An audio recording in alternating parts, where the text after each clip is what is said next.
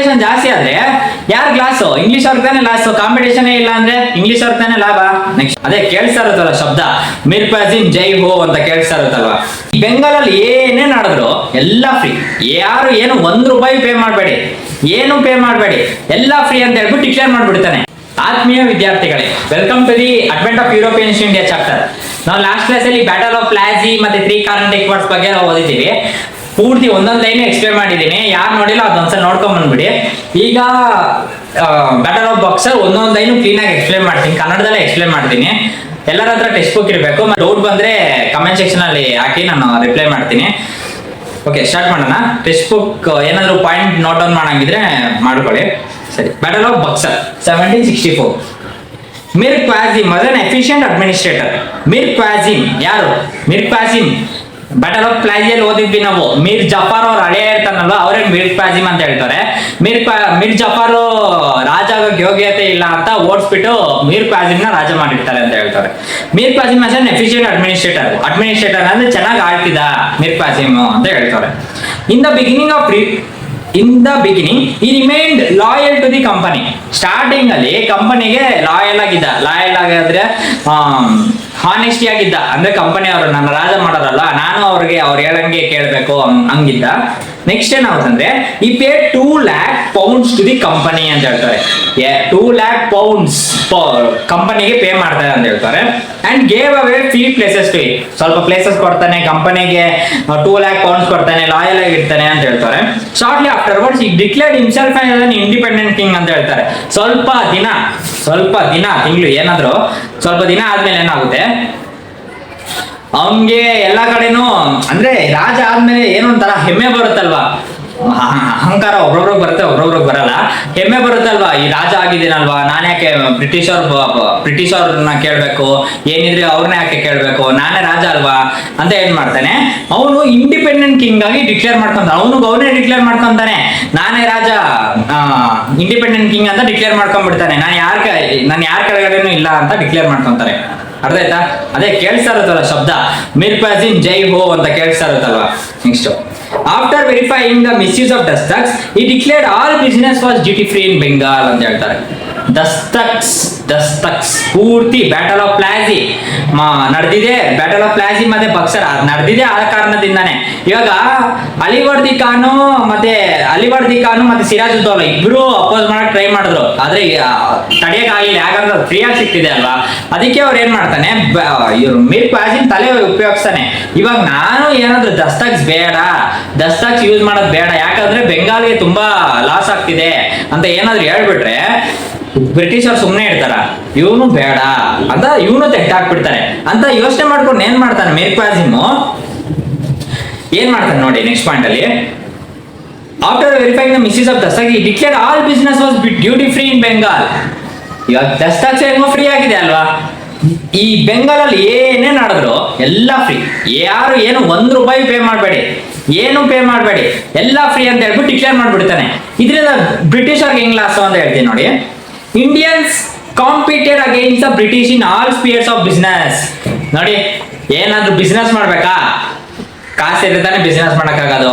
ಇವರು ಮಿರ್ ಕ್ವಾಸಿಮ್ ಏನ್ ಮಾಡಿರ್ತಾನೆ, ಎಲ್ಲಾನು ಫ್ರೀ ಆಗಿರುತ್ತೆ, ಏನ್ ಬೇಕಾದ್ರೂ ಬಿಸ್ನೆಸ್ ಮಾಡ್ಕೊಳ್ಳಿ, ಏನ್ ಬೇಕಾದ್ರೂ ಮಾಡ್ಕೊಳ್ಳಿ ಅಂತ ಬಿಟ್ಬಿಟ್ಟಿರ್ತಾನ. ಇವಾಗ ಏನಾಗುತ್ತಂದ್ರೆ ಈ ಎಲ್ಲಾ ಕಡೆ ಕಾಂಪಿಟೇಷನ್ ಜಾಸ್ತಿ ಆಗೋಗುತ್ತೆ ಇಂಗ್ಲಿಷ್ ಅವ್ರಿಗೆ.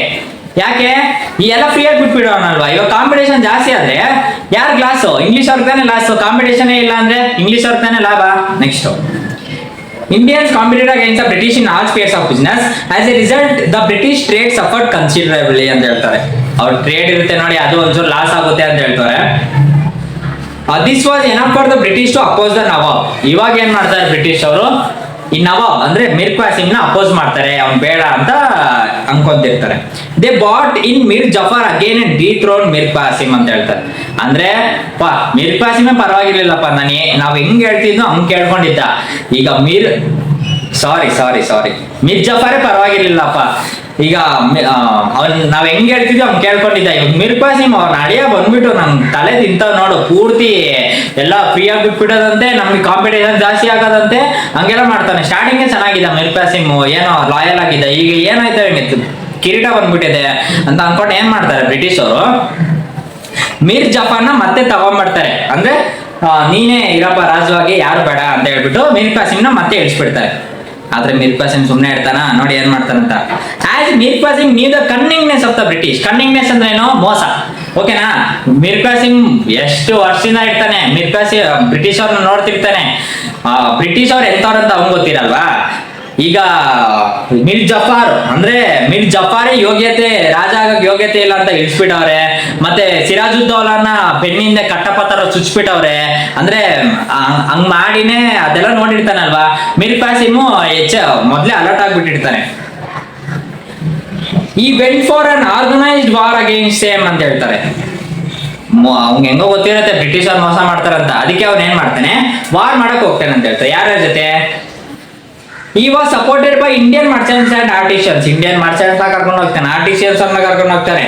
Mir Qasim enter into agreements with the Mughal ruler Shah Alam II ಮತ್ತೆ ನವಾಬ್ ಆಫ್ ಅವಾದ್ಗೆ ಒಬ್ಬ ರಾಜ ಇರ್ತಾನೆ. ಅವನು ಸುಜಾವುದ್ದೌಲಾ, ಕನ್ಫ್ಯೂಸ್ ಮಾಡ್ಕೊಂಬೇಡಿ. ಸಿರಾಜುದ್ದೌಲಾ ಸತ್ತೋದ ವಾರಲ್ಲಿ, ಬ್ಯಾಟಲ್ ಆಫ್ ಪ್ಲಾಜಿಯಲ್ಲೇ ಸತ್ತೋದ.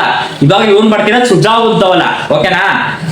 ಏನು ಹೆಸರಿದೆ ಎಲ್ಲ ರಾಮ್ ಶ್ಯಾಮ್ ಅಂತ ಇದ್ರೆ ಆರಾಮಾಗಿ ನೆನ್ಪಿಟ್ಕೊಂಬೋದು. ಸುಜಾವುದ್ದೌಲಾ, ಸಿರಾಜುದ್ದೌಲಾ ಎಲ್ಲ ಕನ್ಫ್ಯೂಸ್ ಆಗತ್ತಾರ, ಪರವಾಗಿಲ್ಲ ತಿಳ್ಕೊಳ್ಳಿ. ನೀವು ಬರೀಲೇಬೇಕಿಲ್ಲ ಅಂದ್ರೆ ಮಾರ್ಕ್ಸ್ ಕೊಡಲ್ಲ. ಓಕೆ, ಸುಜಾವುದ್ದೌಲಾ ಮತ್ತೆ ಶಾ ಆಲಂ II ಏನ್ ಮಾಡ್ತಾರಂದ್ರೆ, ಈ ಪೂರ್ತಿ ಅಂದ್ರೆ ಮೀರ್ ಕಾಸಿಂಗೆ ಸಪೋರ್ಟ್ ಕೊಡ್ತಾರೆ ಅಂತ ಹೇಳ್ತಾರೆ. ಯಾರು ಕೊಡ್ತಾರೆ? ಮೀರ್ ಕಾಸಿಂಗೆ ಸಪೋರ್ಟು ಯಾಕೆ? ಇಂಗ್ಲಿಷ್ ಅವ್ರ ಜೊತೆ ಯುದ್ಧ ಮಾಡಕ್ಕೆ ಮರ್ಚೆಂಟ್ಸ್ ಅವರು, ಆರ್ಟಿಷಿಯನ್ಸ್ ಅವರು ಮತ್ತೆ ಸುಜಾವುದ್ದೌಲಾ, ಶಾ ಆಲಂ II ಅವ್ರು ನವಾಬ್ ಆಗಿರ್ತಾರೆ. ಇವರೆಲ್ಲ ಸಾಥ್ ಕೊಡ್ತಾರೆ ಅಂತ ಹೇಳ್ತಾರೆ. This combined force of Mir Qasim face the British army led by Hector Munro at Buxar in 1764 ಅಂತ ಹೇಳ್ತಾರೆ. ಇಷ್ಟು ಜನರು ಮೀರ್ ಕಾಸಿಂ ಜೊತೆ ಹೋಗಿ ಈ ಬ್ರಿಟಿಷ್ ಆರ್ಮಿ ಹೆಕ್ಟರ್ ಮುನ್ರೋ ಅವ್ರ ಜೊತೆ ಯುದ್ಧ ಮಾಡಕ್ ಹೋಗ್ತಾರೆ ಅಂತ ಹೇಳ್ತಾರೆ. ಈ ಬ್ಯಾಟಲ್ ಆಫ್ ಪ್ಲಾಜಿಯಲ್ಲಿ ಬಂದಿದ್ದು ಯಾರು? ರಾಬರ್ಟ್ ಕ್ಲೈವ್ ಅವರು. ಬ್ಯಾಟಲ್ ಆಫ್ ಬಕ್ಸರ್ ಅವ್ರು ಬಂದಿದ್ದು ಹೆಕ್ಟರ್ ಮುನ್ರೋ, ನೆನ್ಪಿಟ್ಕೊಳ್ಳಿ. 1764 ಅಲ್ಲಿ ಬ್ಯಾಟಲ್ ಆಫ್ ಬಕ್ಸರ್ ನಡೀತೆ. ನೋಡಿ ಇಷ್ಟು ರೀಸನ್ಸೇ, right the reasons for battle of Buxar ಅಂತ ಕೇಳಿದ್ರೆ ಇಷ್ಟು ಬರೀ, ಅರ್ಥ ಆಯ್ತಾ? Mir Qasim was defeated and ran away from the battle field. Mir Qasim ಸೋತೋಗ್ ಬಿಡ್ತಾನೆ, ಆಮೇಲೆ ಓಡೋಗ್ ಬಿಡ್ತಾನೆ, ಅರ್ಥ ಆಯ್ತಾ? ಸಿರಾಜುದ್ದೌಲಾ ಮಾತ್ರ ಸೋತೋಗಿ ಸತ್ತೋಗ್ತಾನೆ, ಆದ್ರೆ ಮೀರ್ ಕಾಸಿಂ ಓಡೋಗ್ ಬಿಡ್ತಾರೆ ಅಂತ ಹೇಳ್ತಾರೆ. ಓಡೋದ್ರೆ ತಗ್ಲಾಕೊಂಡಿದ್ ಯಾರಲ್ಲಿ? ಶಾ ಆಲಂ II ಸರೆಂಡರ್ ಮಾಡ್ಬಿಡ್ತಾನೆ. ನಾನು ಬಿಟ್ಬಿಡ್ರಪ್ಪ, ನನಗೂ ಇವ್ಗೆ ಏನ್ ಸಂಬಂಧ ಇಲ್ಲ ಅಂತ ಬಿಟ್ಬಿಡ್ತಾರೆ, ಸರೆಂಡರ್ ಆಗ್ಬಿಡ್ತಾನೆ. The efforts of the combined forces to stop the British failed miserably ಅಂತ ಹೇಳ್ತಾರೆ. ಇಷ್ಟು ಜನ ಕಂಬೈನ್ಡ್ ಫೋರ್ಸಸ್ ಆಗಿ ಮಾಡ್ಕೊಂಡ್ ಬಂದಿರ್ತಾನೆ ಮೀರ್ ಕಾಸಿಂ. ಅವ್ರೇನ್ ಮಾಡ್ತಾರೆ, ಬ್ರಿಟಿಷರ್ನ ಸೋಲ್ಸಕ್ಕಾಗಲ್ಲ ಅಂತ ಹೇಳ್ತಾರೆ. ಔಟ್ಕಮ್ಸ್ ಅಂದ್ರೆ ಈ ಪರಿಣಾಮ, ಅಂದ್ರೆ ಅದರಿಂದ ಏನೋ ಇಂಪ್ಯಾಕ್ಟ್ ಆಯ್ತು ಅಂತ ಹೇಳ್ತಾರೆ. Shah Alam II accorded the diwani rights over Bengal to the British. Diwani rights ಅಂದ್ರೆ ಏನ್ ಗೊತ್ತಾ? ಅಂದ್ರೆ ದಿವಾನಿ ರೈಟ್ಸ್ ಅಂದ್ರೆ ಈ ಲ್ಯಾಂಡ್ ಟ್ಯಾಕ್ಸಸ್ ಇರುತ್ತೆ ನೋಡಿ. ಈ ಲ್ಯಾಂಡ್ ಟ್ಯಾಕ್ಸಸ್ ಎಲ್ಲ ಬ್ರಿಟಿಷ್ ಅವರೇ ಕಲೆಕ್ಟ್ ಮಾಡ್ಕೊಳ್ಳಿ ಅಂತ ಕೊಟ್ಬಿಡ್ತಾನೆ ಶಾ ಆಲಂ II, ಓಕೆನಾ. Shah Alam II gave all the rights over Bengal to the British for an annual fee of ₹26 lakh ಅಂತ ಹೇಳ್ತಾರೆ. ಈ ಬೆಂಗಾಲಲ್ಲಿ ಒಂದೊಂದು ರೂಲ್ಸ್ ಬರುತ್ತೆ, ಆ ಒಂದೊಂದು ರೂಲ್ಸ್ ನಾನು ಇಟ್ಕೊಂಡು ನಾನೇನಾದ್ರು ಮಾಡಿ ನನ್ನ ಸಾಯಿಸಕ್ ಮುಂಚೆ ಎಲ್ಲಾ ರೂಲ್ಸ್ ಬ್ರಿಟಿಷ್ ಅವ್ರಿಗೆ ಕೊಟ್ಬಿಡ್ತೀನಿ, ಬ್ರಿಟಿಷ್ ಅವ್ರು ಇಟ್ಕೊಂಡಿರ್ಲಿ ಅಂತ ಹೇಳ್ಬಿಟ್ಟು ಕೊಟ್ಬಿಡ್ತಾರೆ, ಅರ್ಥ ಆಯ್ತಾ? ಶಾ ಆಲಂ II ಬ್ರಿಟಿಷ್ ಅವ್ರಿಗೆ ಎಲ್ಲಾ ರೈಟ್ಸು ಕೊಟ್ಬಿಡ್ತಾರೆ, ಅರ್ಥ ಆಯ್ತಾ? ಸುಜಾವುದ್ದೌಲಾ ನೋಡಿ, ಇವನು ತಗ್ಲಾಕೊಂಡ ಅದ್ರ ಜೊತೆ. Shujauddaula the nawab of Awadh had to pay war indemnity of ₹50 lakhs for waging a war against a company. ಅವರು ಈಸ್ಟ್ ಇಂಡಿಯಾ ಕಂಪನಿ ವಿರುದ್ಧ ಹೋರಾಡ್ದ ಅಲ್ವಾ ಸುಜಾವುದ್ದೌಲಾ, ಮೀರ್ ಕಾಸಿಂ ಮತ್ತೆ ಶಾ ಆಲಂ II ಜೊತೆ ಸೇರ್ಕೊಂಡು. ಅದಕ್ಕೆ ಅವ್ನು ಏನ್ ಮಾಡ್ತಾರೆ, 50 lakh ಪೇ ಮಾಡ್ತಾನೆ. ನನ್ನ ಬಿಟ್ಬಿಡಿ, ನಾನು 50 lakh ಪೇ ಮಾಡ್ಬಿಡ್ತೀನಿ ಅಂತ ಹೇಳ್ಬಿಡ್ತಾರೆ, ಅರ್ಥ ಆಯ್ತಾ? With the death of Mir Jafar, ಇವಾಗ ಮೀರ್ ಜಫಾರ್ ಸತ್ತೋಗ್ಬಿಡ್ತಾನೆ. The company paid pension to his son and took over the entire administrations of Bengal ಅಂತ ಹೇಳ್ತಾರೆ. ಮೀರ್ ಜಫಾರ್ ಸತ್ತೋಗ್ಬಿಡ್ತಾನೆ. ಅವ್ನ್ ಸತ್ತೋದ್ರೆ ಅವ್ರ ಮಗ ಇರ್ತಾನಲ್ವಾ, ಅವ್ರ ಮಗಂಗೆ ಪೆನ್ಷನ್ ಮುಖಾಂತರ ದುಡ್ಡು ಕಳಿಸ್ಬಿಟ್ಟು ಪೂರ್ತಿ ಬೆಂಗಾಲ್ ಪ್ರಾವಿನ್ಸ್ನೇ ಆಕ್ರಮಣ ಮಾಡ್ಕೊಂಡ್ಬಿಡ್ತಾರೆ ಅಂತ ಹೇಳ್ತಾರೆ, ಅರ್ಥ ಆಯ್ತಾ?